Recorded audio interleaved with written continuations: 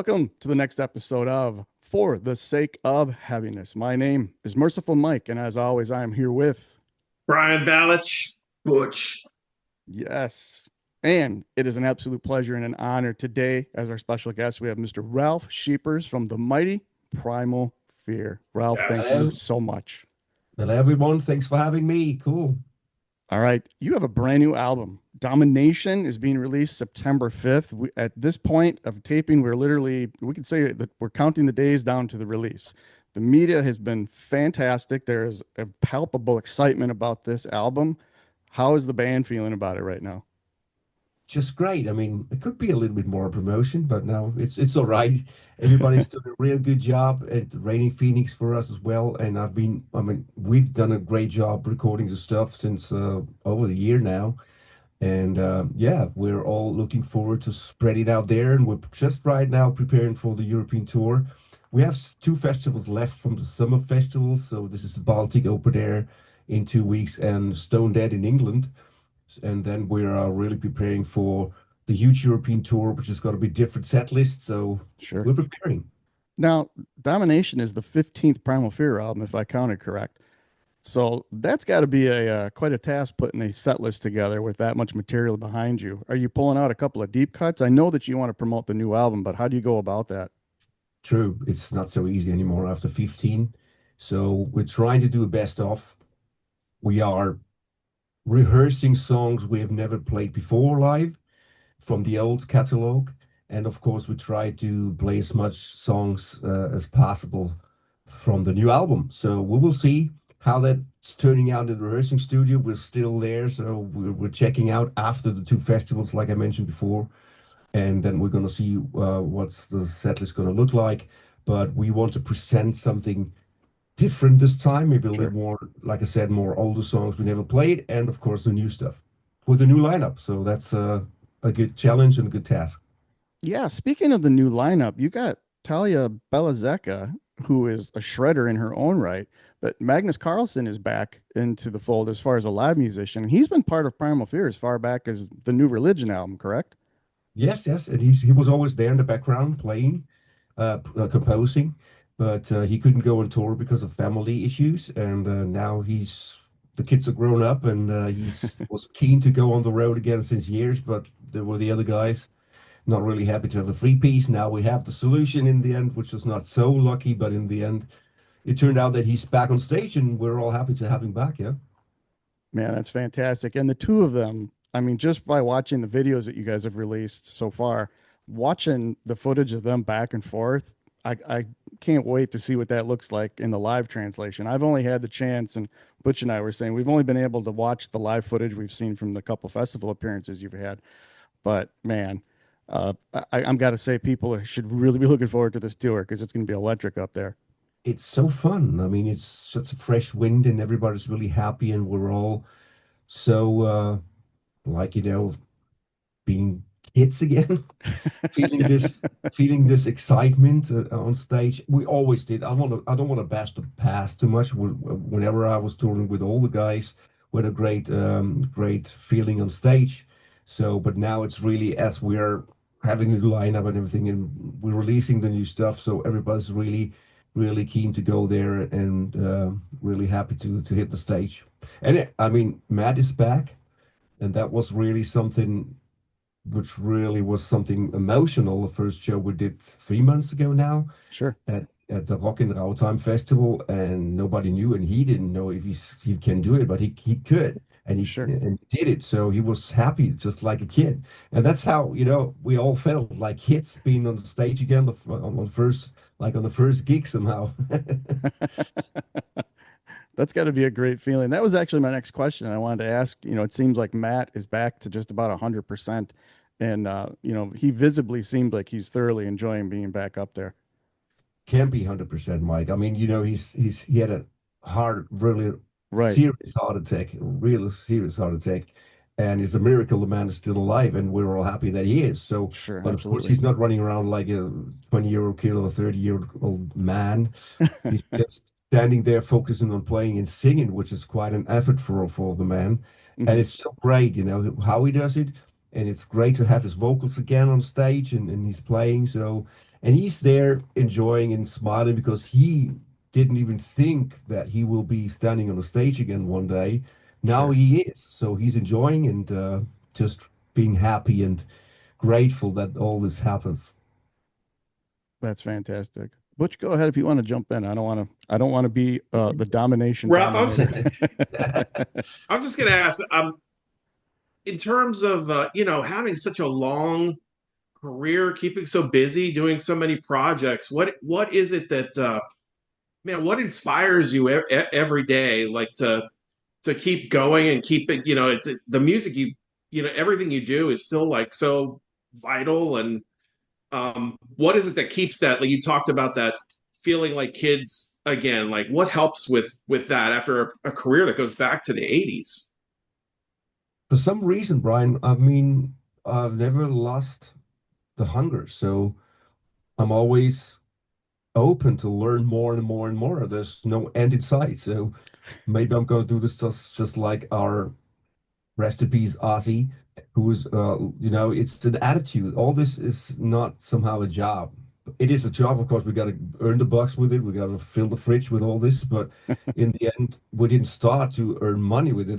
At Right. least I did not. So it really was my passion to stand at first in the rehearsing studio to sing with a band, with a real band playing.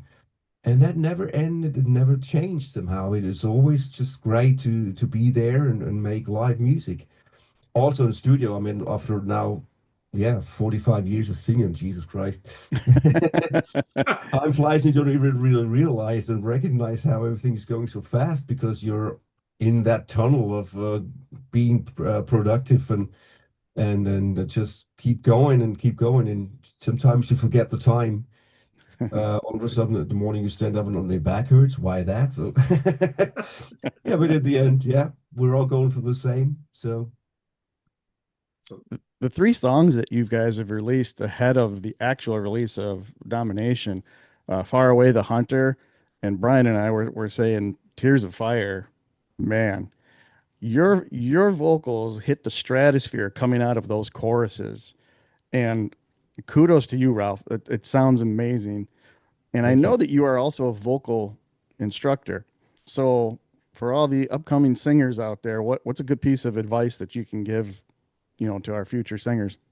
Yeah, don't be too lazy. I mean, I'm not doing exercises every day, and I would be a liar to say that I'm singing 2 hours a day. It's not the case. I'm trying to also recharge the batteries whenever I'm back from touring and but I do my exercises I've learned over the years which help me, and that's what I deliver to my students as well, without somehow copy pasting it to them because every vocal box is different in the end. But I'm trying to give these hints to the people which I do on my own, and it helps. At least, knock on wood, it helps me. Of course, I feel a change as well. The tissue is getting older, just like everything in the body, but you can somehow stretch and make some exercises which are helping you. And you got to find there's a huge toolbox, and you got to find your tools which are helping you. I'm trying to help people to find the right tools for them, and I'm happy that it still works for me. I would not say that I always have easy days. I mean, it's not hard. It's not easy on tour when you're doing like 30 shows or whatever in a row. Yeah. But you have to have your balance and your yin and yang somehow. You have to find the counterpart to the stress. You got to relax again. So that's always very easy, very important for me as well to find the counterpart to the stress. Also in terms of exercises in regards to the vocal cords. Ralph, how do you find when you're out on the road and you're meeting fans and talking to promoters, and how do you find a balance in not talking, like where do you find the spot where I think one of the things, like as a singer and talking to other singers, that the talking during the day, like how do you keep that in, try to keep it in check while still being as open with fans and people that you meet? What's a It's a trick to very good that? it's a very good question because it's exactly the case. I'm trying to keep my mouth shut as much as I can, but it's not always possible because you're taking part in life. and you want to be somehow not the party pooper and not Right. but it's not easy sometimes as a vocalist. I remember the first tours, the guys having a party, and I was trying to sleep, and I was the party pooper because the guys, I need my rest, otherwise there's going to be no show tomorrow. And it's a good question because I really try to strip down talking too much during the tour. But speaking and singing is different, but it goes on your vocal cords. It affects your vocal cords, the speaking. I can always feel it when I did interviews. It's so much different than singing. Right. So, Yeah. and exactly. So I'm trying to keep it down as much as possible. And if there are interviews on the road, I'll leave it up to Matt and the other guys to do them. I got a quick question. It seems like Primal Fears, obviously, it's always been a big family, and I know, members have come and gone.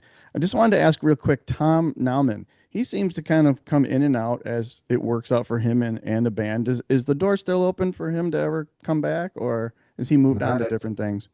the difficult one because, I mean, you never, if people are deciding what they want to do, you can't change them. And if his decision was to go with the guy who was fired, then you have to understand and you have to accept the decision, but you can't change it. If people don't want to make music with us anymore, we can't force them to do so. Right. In the end, it's the case with Tom. And we had a good time always on the tour and whatever, but if he's deciding the way he did, it's his decision.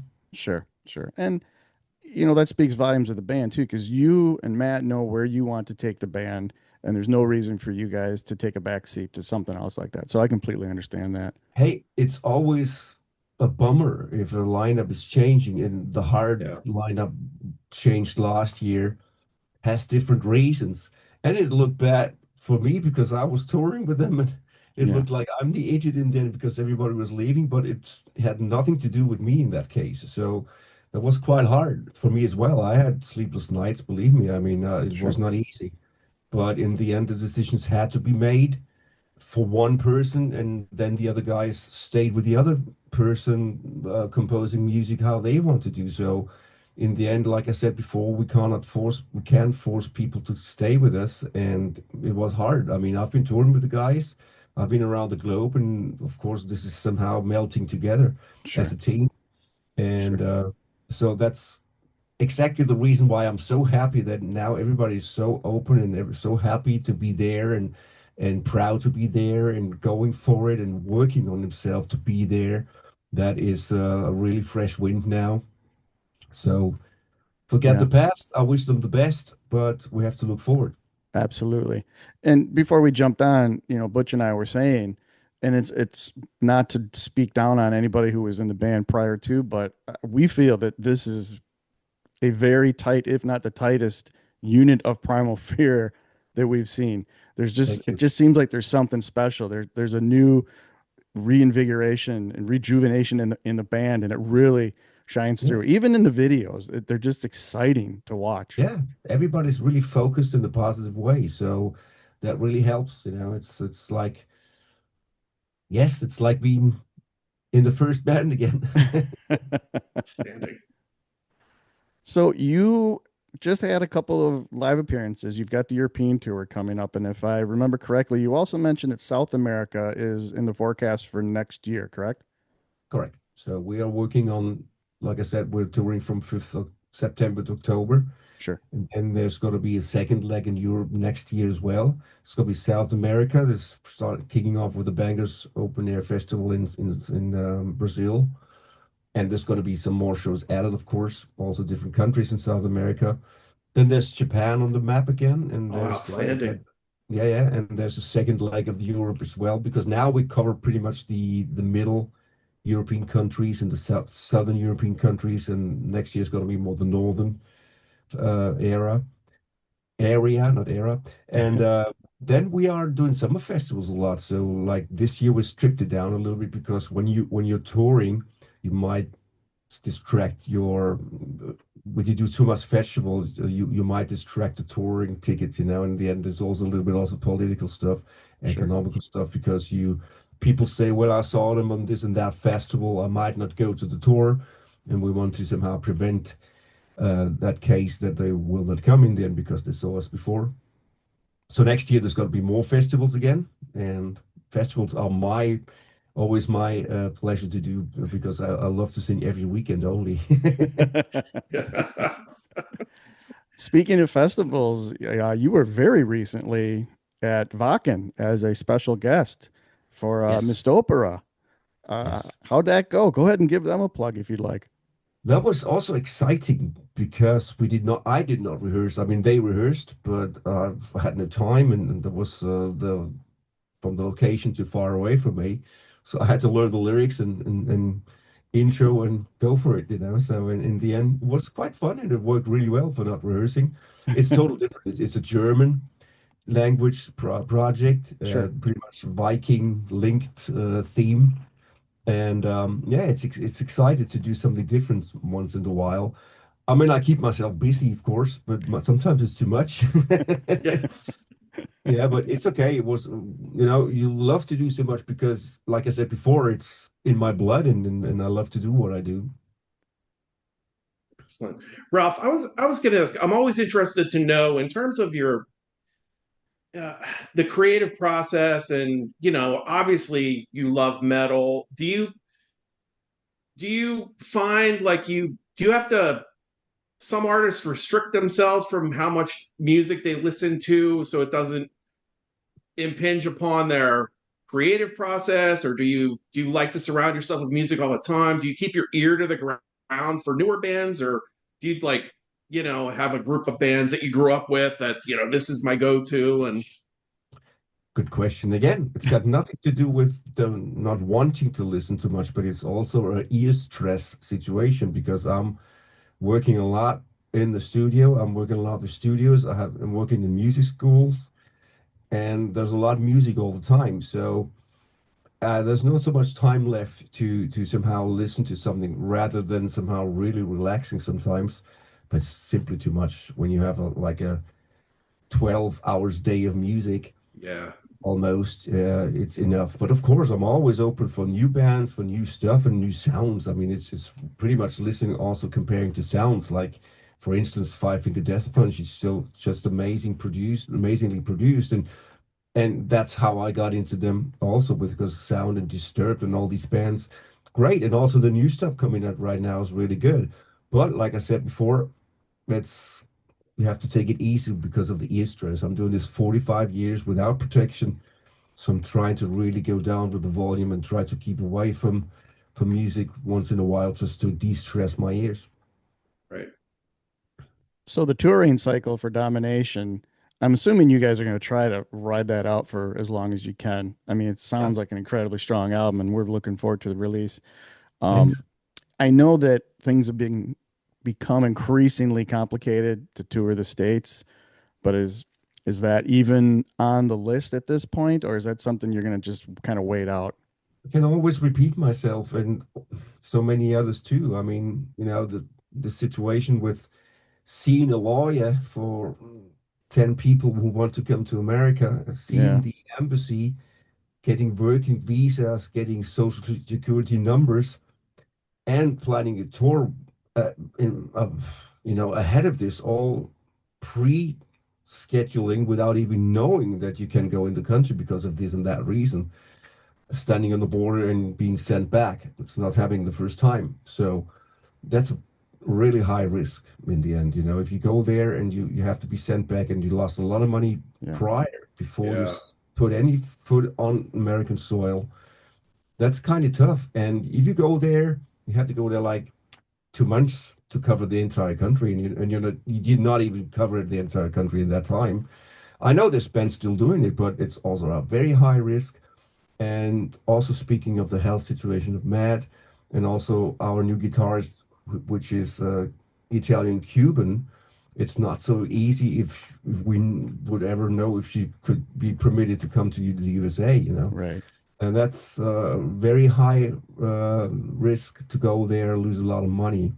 Yeah. It's not always about the money. We know we have fans there and we would love to come everywhere, but sometimes it's just simply not possible. And we hope that the situation is going to change again. I mean, you heard Also, the promoters from the Prague Power Festival is really having going through hard times Very with all much. these bands in terms of working visas and much more obstacles. It's unbelievable, you know. Yeah. Oh, there is plenty of Primal Fear fans that are here in the I know U.S. when Butch and I, but we're we want you to know we completely understand the yeah, situation. and we're grateful. I mean, we've been there and we always had a great time. The fans were always great for us, but in the end, it's so difficult right now, you know. Sure. Actually, that leads me into a couple of questions I wanted to ask you. I had the chance to see Primal Fear. I think it was one of your very first shows in the States, was at the Milwaukee Metal Fest in '01, which was a good time. And then I also saw you in 2003 on the Metal Gods tour with Halford and Testament. I wanted to Mhm. ask you, do you have any like fun memories from that particular tour? Because I saw you in Chicago at the House of Blues, and you guys blew everybody away. It was such a good set, but that was such a good group of bands. What do you remember from that tour? Yeah, it was a great package. You know, the first thing we were, what was it, Dimmu Borgir? We were the same. I think that was Immortal was on that one. Yeah, I'm sorry. Yes, more or less, exactly. And we were somehow, oh, does this really fit? And we were in the same bus. And this was the nicest guy on planet Earth. You know, we had such a great feeling on the bus. And it was so funny when Halford had this stretch nightliner where it just extended to left and right, you know, having a big living room or whatever.